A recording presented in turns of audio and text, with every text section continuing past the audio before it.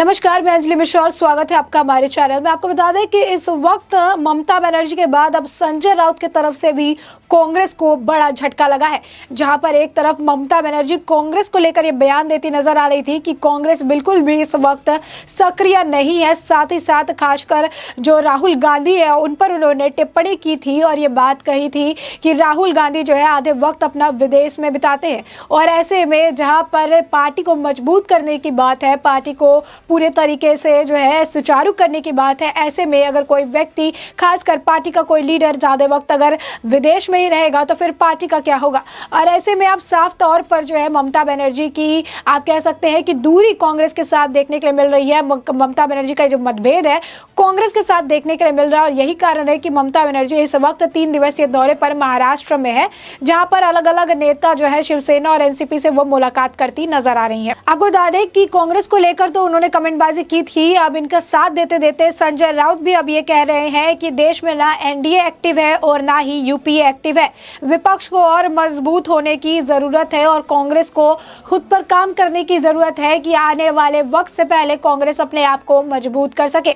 आपको बता दें कि कांग्रेस को साइडलाइन करने की जो खबरें हैं वो बहुत पहले से सामने आ रही थी कि जिस तरीके से महाराष्ट्र में महाविकास आघाड़ी की सरकार है, जिस तरीके से यहाँ पर जो मिलीजुली सरकार है शिवसेना, एनसीपी और कांग्रेस की, ऐसे में टीएमसी यानी तृणमूल कांग्रेस के आने से थोड़ा कुछ बदलाव इस गठबंधन में देखने के लिए मिल सकता है और ऐसे में कांग्रेस का पत्ता कटता हुआ नजर आ सकता है। और इसी को लेकर आपको बता दें एक के बाद एक बयान की गई थी, जिसके बाद आपको बता दें कि केशव वेणुगोपाल जो है कांग्रेस के लीडर, उन्होंने बताया था कि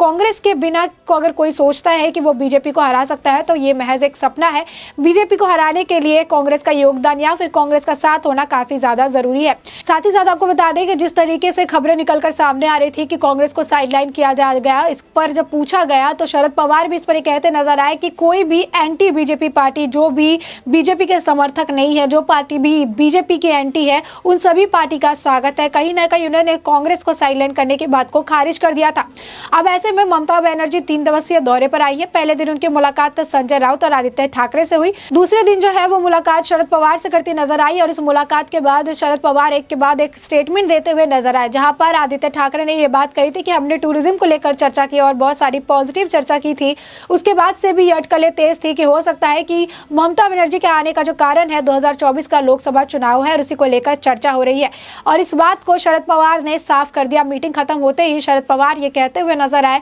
कि हमने बहुत सारे मुद्दों पर चर्चा की, हमने इन सभी मुद्दों के साथ साथ हमने 2024 में जिस तरीके से लोकसभा चुनाव होने वाले हैं उसको लेकर भी हमने चर्चा की। यानी चुनाव को लेकर ये तीसरा मोर्चा ममता बनर्जी के तरफ से निकाला जा रहा है और ममता बनर्जी ने भी इस बात को साफ किया। उन्होंने कहा कि अगर बीजेपी को हराना है तो सारे ऑपोजिशन को एक साथ बहुत ही स्ट्रांगली खड़ा होना पड़ेगा, सारे ऑपोजिशन को एक साथ आना पड़ेगा और इसके बाद ही बीजेपी को हराना संभव है। साथ ही साथ आपको बता दें कि इसको लेकर जो है ममता बनर्जी ने और एक बात कही थी। उन्होंने कहा था कांग्रेस हो या अन्य कोई भी पार्टी, बात यह है कि जो भी भाजपा के खिलाफ है तो वो हमारे साथ आ सकती है। उस वक्त भी उन्होंने कांग्रेस को स्पेसिफिकली मेंशन नहीं किया था, उन्होंने बस ये बात कही थी कि कांग्रेस जो है काफी हद तक एक्टिव नहीं है और कांग्रेस के जो लीडर्स हैं वो ज्यादातर विदेश में ही रहते हैं और पार्टी को मजबूत करने के लिए पार्टी के साथ हर वक्त यहाँ मौजूद रहना काफी जरूरी है। आपको बता दें कि कांग्रेस के साथ मतभेद साफ तौर पर ममता बनर्जी का देखने के लिए मिल रहा है, जहां पर वो दिल्ली भी आई हैं तो सोनिया गांधी से उनकी कोई मुलाकात नहीं होती है, जिसके बाद से ही कांग्रेस और तृणमूल कांग्रेस के बीच का जो ये फर्क है, ये जो लाइन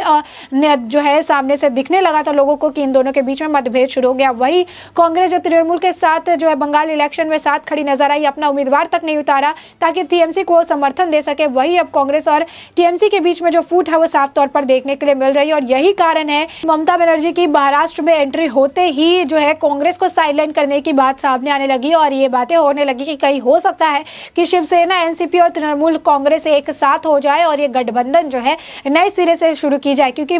जिस तरीके से ममता बनर्जी त्रिपुरा के बाद महाराष्ट्र अलग अलग जगहों पर घूम रही है, ये बात तो साफ है कि वो तृणमूल कांग्रेस का विस्तार बंगाल से कहीं बाहर भी करना चाहती है और यही कारण है कि हर जगह जहां पर उन्हें लगता है कि बीजेपी के खिलाफ कहीं पे सरकार मजबूत हो रही है, बीजेपी के खिलाफ कोई सरकार काम कर रही है तो उसके साथ हाथ मिलाने तो जो है ममता बनर्जी बंगाल की जो मुख्यमंत्री है वो पहुंच जाती है। और इस वक्त जहां पे महाराष्ट्र में हालात काफ़ी ज़्यादा खराब है, महाराष्ट्र में हालात जो है काफ़ी बिगड़े नज़र आ रहे हैं, सियासती हलचल मचा हुआ है, क्योंकि बार बार जो है बीजेपी के कई वरिष्ठ नेता, चाहे वो नारायण राणे हो या चंद्रकांत पाटिल, ये बार बार कहते नजर आ रहे हैं कि ये गठबंधन ज़्यादा दिनों तक चलने वाली नहीं है और आने वाले वक्त में ये गठबंधन की सरकार टूटने वाली है और जल्द ही महाराष्ट्र में बीजेपी जो है वापस करेगी। और ऐसे में इस डर का, जो आप कह सकते हैं कि बीजेपी की वापसी की डर जो है, ये सत्तारूढ़ पार्टी को सताती हुई नजर आ रही है। महाविकास आघाड़ी सरकार जो है उसके मन में डर बैठ रहा है इसको लेकर। और इसी वक्त जो है ये सारा मामला देखते हुए अब ममता बनर्जी को महाराष्ट्र एक अच्छा विकल्प नजर आया, जहां पर वो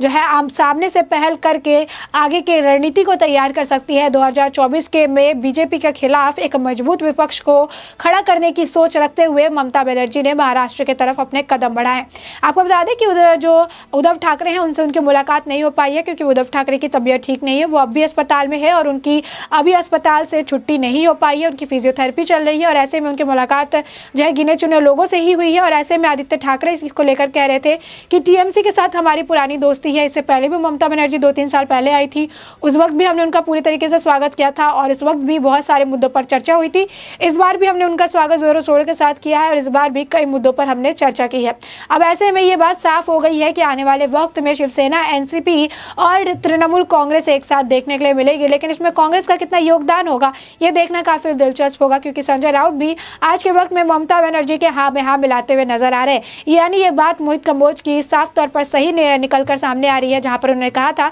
कि आज के वक्त में महाराष्ट्र जहां पर भारत को रास्ता दिखाने वाली थी और आज के वक्त में महाराष्ट्र के लिए बंगाल रोल मॉडल बनता हुआ नजर आ रहा है। और आप साफ तौर पर देख सकते हैं कि किस तरीके से अब महाराष्ट्र के जो गिने चुने लीडर्स हैं, संजय राउत भी अब ममता बनर्जी की हाँ में हाँ मिलाना शुरू कर चुके हैं। और वो कांग्रेस जिसके साथ इतने दिनों से गठबंधन उन्हें साधा था, वही कांग्रेस जिसके साथ आने के लिए बीजेपी का दामन छोड़ा था, आज उसी कांग्रेस के बारे में कह रहे हैं कि वो जो है ज्यादा सक्रिय नहीं है और उन्हें मजबूत होने की जरूरत है, जैसा कि ममता बनर्जी भी उस वक्त कहती हुई नजर आ रही थी। यानी साफ तौर पर यह देखने के लिए मिल रहा है कि ममता बनर्जी के हाँ में हाँ मिलाने के लिए संजय राउत जो है इस वक्त आतुर नजर आ रहे हैं। और साफ तौर पर देख सकते हैं कि अब इस वक्त तृणमूल कांग्रेस, शिवसेना और एनसीपी की जो आप कह सकते हैं कि एक अच्छी रिलेशन देखने के लिए, इस वक्त एक अच्छा मन मिलाव देखने के लिए मिल रहा है। शरद पवार को लेकर भी आपको बता दें कि ममता बनर्जी एक स्टेटमेंट देती नजर आई थी कि हमने कई सारे मुद्दों पर चर्चा की, हमने कई चीजों पर बात की और शरद पवार ने जो सारी चीजें भी कही मैं उन सभी चीजों से सहमति रखती हूँ। शरद पवार एक काफी अच्छे लीडर है और जो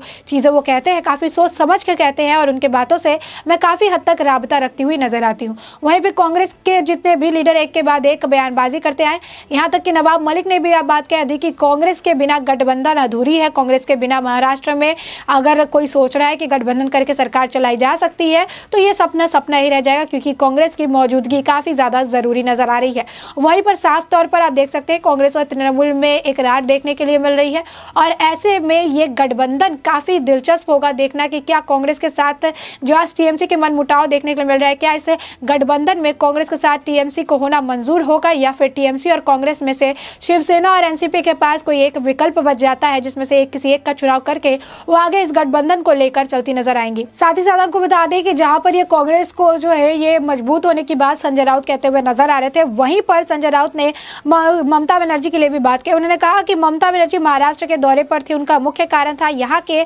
उद्योगपतियों से मुलाकात करना, जो कि सभी लोग करते हैं। उन्होंने कहा कि यहाँ पर ये जो है इन्वेस्टमेंट से रिलेटेड बात करने आई थी, उद्योगपतियों से मुलाकात करने आई थी, जो कि आम बात है, लेकिन इसको लेकर काफी ज्यादा सियासत को गर्म किया गया, इसको लेकर काफी अफवाहें उड़ाई गई, काफी बातचीत जो है काफी कुछ कहा गया, क्योंकि अब जो है गुजरात के मुख्यमंत्री जब फिर से वो भी मुंबई महाराष्ट्र का दौरे पे आ रहा है, वो भी अब उद्योगपतियों से मिल रहे हैं। इस पर बीजेपी चुप बैठी है, इस पर भी बीजेपी को कुछ ना कुछ टिप्पणी तो करनी ही चाहिए, जिस तरीके से ममता बनर्जी पर वो टिप्पणी करते हुए नजर आए थे। साथ ही साथ उन्होंने कहा कि अब बीजेपी से भी हम जवाब मांगते हैं कि इस वक्त गुजरात के मुख्यमंत्री जो आए हुए हैं महाराष्ट्र और मुंबई पे, वो दौरा कर रहे हैं और उद्योगपतियों से मिल रहे हैं, इस पर बीजेपी का क्या कहना है। साथ ही साथ उन्होंने आगे कहा, उन्होंने कहा कि मुंबई देश की आर्थिक राजधानी है और यहाँ पर कई उद्योगपति रहते हैं और यहाँ पे अगर कोई भी मुख्यमंत्री, किसी भी राज्य का मुख्यमंत्री यहाँ आता है और उद्योगपतियों से मुलाकात करता है तो इसमें कोई भी गलती नहीं है। बीजेपी के पेट में सिर्फ तब दर्द हो रहा है जब ममता बनर्जी यहाँ पर उद्योगपतियों से मिलने आई है, इन्वेस्टमेंट रिलेटेड बात करने आई है। जब कोई और कहीं और का मुख्यमंत्री यहाँ आ रहा है तो इसको लेकर बीजेपी के पेट में कोई दर्द नहीं हो रहा, ना ही बीजेपी सवाल खड़े करते नजर